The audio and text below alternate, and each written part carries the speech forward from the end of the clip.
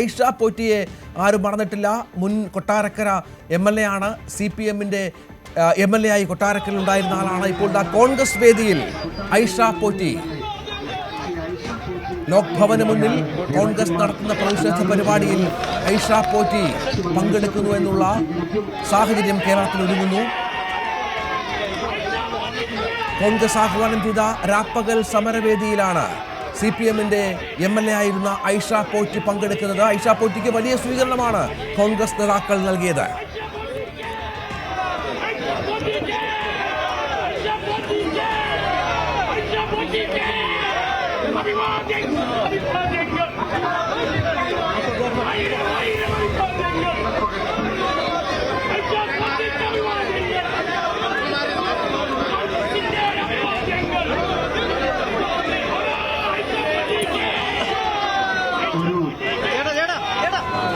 കൊട്ടാരക്കരയിൽ കോൺഗ്രസിന്റെ സ്ഥാനാർത്ഥിയായി ഒരുപക്ഷെ ഐഷ പോറ്റി തന്നെ വന്നേക്കാം. കാരണം അവിടെ കരുത്തനായ ബാലകൃഷ്ണപിള്ളയെ പരാജയപ്പെടുത്തി MLA ആയ വനിതാ നേതാവ് കൂടിയാണ്, CPM നേതാവ് കൂടിയാണ് ഐഷ പോറ്റി എന്ന് ഓർക്കണം. VD സതീശനും സണ്ണി ജോസഫും പ്രധാനപ്പെട്ട കോൺഗ്രസ് നേതാക്കളും ചേർന്ന് ഐഷ പോറ്റിയെ സ്വീകരിക്കുകയായിരുന്നു.